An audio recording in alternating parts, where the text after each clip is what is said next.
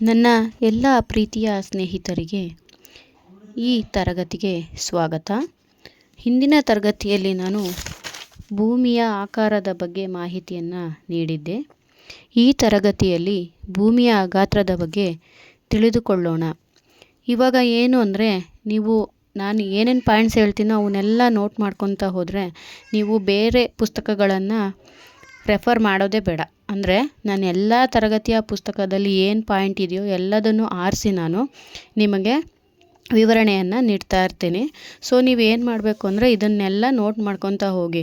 ಆವಾಗ ನಿಮಗೇನಾಗುತ್ತೆ ಅಂದರೆ ನೀವು ಮತ್ತೆ ಬೇರೆ ಎಕ್ಸ್ಟ್ರಾ ಬುಕ್ಗಳನ್ನು ಓದೋ ಅವಶ್ಯಕತೆ ಇರೋದಿಲ್ಲ. ಸರಿ, ಹಾಗಾದರೆ ಬನ್ನಿ ನಾವು ಡೈರೆಕ್ಟಾಗಿ ಇವಾಗ ಕ್ಲಾಸಿಗೆ ಹೋಗೋಣ. ಭೂಮಿಯ ಗಾತ್ರದ ಬಗ್ಗೆ ಹೇಳಬೇಕು ಅಂದರೆ, ಭೂಮಿಯ ವ್ಯಾಸವು ಚಂದ್ರನ ವ್ಯಾಸಕ್ಕಿಂತ 4 ಪಟ್ಟು ದೊಡ್ಡದಾಗಿದೆ. ಅಂದರೆ ನಮ್ಮ ಭೂಮಿ ಈ ಚಂದ್ರನಿಗೆ ಹೋಲಿಕೆ ಮಾಡಿದರೆ 4 ಪಟ್ಟು ದೊಡ್ಡದಾಗಿದೆ. ಹಾಗೆ ಸೂರ್ಯನಿಗಿಂತ 107 ಪಟ್ಟು ಚಿಕ್ಕದಾಗಿದೆ. ನೀವು ಯೋಚನೆ ಮಾಡ್ಬೋದು, 107 ಪಟ್ಟು ಚಿಕ್ಕದಾಗಿದೆ ಅಂದರೆ ಸೂರ್ಯ ಎಷ್ಟೊಂದು ದೊಡ್ಡದಾಗಿರ್ಬೋದಲ್ವಾ? ಸರಿ, 3ನೇ ಪಾಯಿಂಟು, ಭೂಮಿಯ ಸುತ್ತಳತೆ 46,850 ಕಿಲೋಮೀಟರ್ ಇದೆ. ಭೂಮಿಯ ಸುತ್ತಳತೆ ಎಷ್ಟಿದೆ? 46,857 ಕಿಲೋಮೀಟರ್ಗಳು. ಇದು ಅರ್ಥ ಆಯ್ತಲ್ವಾ? ಚಂದ್ರನಿಗಿಂತ 4 ಪಟ್ಟು ದೊಡ್ಡದಾಗಿದ್ದು, ಸೂರ್ಯನಿಗಿಂತ 107 ಪಟ್ಟು ಚಿಕ್ಕದಾಗಿದ್ದು, ಇದರ ಸುತ್ತಳತೆ 46,850 ಕಿಲೋಮೀಟರ್ಗಳು. ಮುಂದಿನ ಮುಖ್ಯವಾದ ಮಾಹಿತಿ ಏನು ಅಂದರೆ, ಭೂಮಿಯ ಒಟ್ಟು ಭೌಗೋಳಿಕ ಕ್ಷೇತ್ರ. ಅಂದರೆ ಭೂಮಿ ಒಟ್ಟಾಗಿ ಎಷ್ಟಿದೆ ಅಂದರೆ 510 ದಶಲಕ್ಷ ಚದರ ಕಿಲೋಮೀಟರ್ಗಳಷ್ಟು ಭೌಗೋಳಿಕ ಕ್ಷೇತ್ರವನ್ನು ಈ ಭೂಮಿ ಹೊಂದಿದೆ.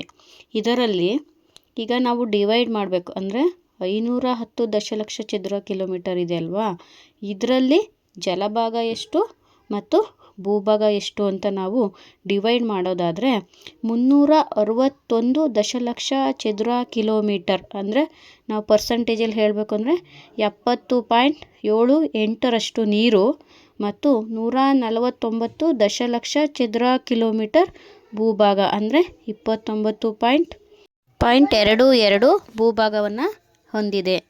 ಭೂಮಿ ಮತ್ತು ಜಲರಾಶಿಯ ಅನುಪಾತದಲ್ಲಿ ನಾವು ನೋಡೋದಾದರೆ 1:2.43 ಅಷ್ಟು ಭೂಮಿ ಮತ್ತು ಜಲರಾಶಿಯು ಅನುಪಾತವನ್ನು ಹೊಂದಿದೆ. ಈ ಪಾಯಿಂಟ್ ನಿಮಗೆ ಅರ್ಥ ಆಯ್ತವಲ್ಲ ಫ್ರೆಂಡ್ಸ್? 361 ದಶಲಕ್ಷ ಚದರ ಕಿಲೋಮೀಟರ್ ನೀರು, 149 ದಶಲಕ್ಷ ಚದರ ಕಿಲೋಮೀಟರ್ ಭೂಭಾಗವನ್ನು ನಮ್ಮ ಭೂಮಿಯು ಹೊಂದಿದೆ. ಮುಂದಿನ ಮುಖ್ಯವಾದ ಮಾಹಿತಿ, ಭೂಮಿಯ ಸಮಭಾಜಕ ವೃತ್ತದ ಉದ್ದ ಎಷ್ಟಿದೆ ಅಂದರೆ 40,076 ಕಿಲೋಮೀಟರ್ಗಳು ಮತ್ತು ಧ್ರುವೀಯ ಸುತ್ತಳತೆ ಎಷ್ಟಿದೆ ಅಂದರೆ 40,008 ಕಿಲೋಮೀಟರ್ಗಳು ಇದೆ. ಅಂದರೆ ಇಲ್ಲಿ ಒಂದೊಂದು ಬುಕ್ಕಲ್ಲಿ ಒಂದೊಂದು ಥರ ಇದೆ. PUC ಬುಕ್ಕಲ್ಲಿ 40,006 ಕಿಲೋಮೀಟರ್ ಅಂತ ಕೊಟ್ಟಿದ್ದಾರೆ. ಇನ್ನು ನಮ್ಮ ಹೈಸ್ಕೂಲ್ ಬುಕ್ಕಲ್ಲಿ 40,008 ಕಿಲೋಮೀಟರ್ ಅಂತ ಕೊಟ್ಟಿದ್ದಾರೆ. ನೀವು ಅದರಲ್ಲಿ ಆಪ್ಷನಲ್ಲಿ ಯಾವುದಿರುತ್ತೋ ಅದನ್ನು ನೋಡಿ ಹಾಕಬೇಕು ಫ್ರೆಂಡ್ಸ್. ಏನೇನೆಲ್ಲ ನಿಮಗೆ ಪಾಯಿಂಟ್ಸ್ ಹೇಳ್ತಾ ಹೋಗ್ತಿದ್ದೀನಿ ಇವೆಲ್ಲ ತುಂಬ ಮುಖ್ಯ. ನಿಮಗೆ ಇದರಲ್ಲಿ ಯಾವುದು ಹೆಚ್ಚು ಇಲ್ಲ, ಯಾವುದು ಕಡಿಮೆನೂ ಇಲ್ಲ. ಎಲ್ಲ ಪಾಯಿಂಟ್ಗಳು ತುಂಬಾ ಮುಖ್ಯ ನಮ್ಮ ಕಾಂಪಿಟೇಟಿವ್ ಎಕ್ಸಾಮ್ಗಳಿಗೆ. ಸೊ ಇವನ್ನೆಲ್ಲ ನೀವು ನೋಟ್ ಮಾಡ್ಕೊಂಡು ಇಟ್ಕೊಂಡ್ರೆ ನಿಮಗೆ ಮುಂದೆ ತುಂಬ ಉಪಯೋಗ ಆಗುತ್ತೆ. ಇದೊಂದಕ್ಕೆ ಅಂತಲ್ಲ, ಯಾವುದೇ ಎಕ್ಸಾಮ್ ಆದರೂ ಇದನ್ನು ಬಿಟ್ಟು ಬೇರೆ ಎಲ್ಲೂ ಕೇಳೋಕ್ಕೆ ಸಾಧ್ಯನೇ ಇಲ್ಲ. ಯಾಕೆಂದರೆ ನಾನು ಎಲ್ಲ ತರಗತಿಯ ಪುಸ್ತಕಗಳನ್ನು ರೆಫರ್ ಮಾಡಿ ನಾನು ಈ ಪಾಯಿಂಟನ್ನು ನಿಮಗೆ ಹೇಳ್ತಾ ಇರೋದು. ಮತ್ತೊಂದು ಸರಿ ಹೇಳ್ತೀನಿ, ಇವನ್ನೆಲ್ಲ ಪ್ಲೀಸ್ ಒಂದು ಕಡೆ ನೋಟ್ ಮಾಡಿ ಇಟ್ಕೊಳ್ಳಿ. ನಿಮಗೆ ಯಾವತ್ತಿದ್ರೂ ಇದು ಯೂಸ್ ಆಗೇ ಆಗುತ್ತೆ ಫ್ರೆಂಡ್ಸ್. ಮುಂದಿನ ಮುಖ್ಯ ಪಾಯಿಂಟ್ ಯಾವುದು ಅಂದರೆ, ಸಮಭಾಜಕ ವೃತ್ತದ ವ್ಯಾಸ ಎಷ್ಟಿದೆ? ಹಾಗಾದರೆ ಸಮಭಾಜಕ ವೃತ್ತದ ವ್ಯಾಸ 12,756 ಕಿಲೋಮೀಟರ್ ವ್ಯಾಸವನ್ನು ಹೊಂದಿದೆ. ಈಗ ಸಮಭಾಜಕ ವೃತ್ತದ ವ್ಯಾಸ 12,756 ಕಿಲೋಮೀಟರ್ ಇತ್ತು ಅಂದರೆ ಧ್ರುವದಲ್ಲಿ ಸ್ವಲ್ಪ ಕಡಿಮೆನೇ ಇರುತ್ತೆ. ಎಷ್ಟಿದೆ? 12,714 ಕಿಲೋಮೀಟರ್ ವ್ಯಾಸವನ್ನು ಹೊಂದಿದೆ.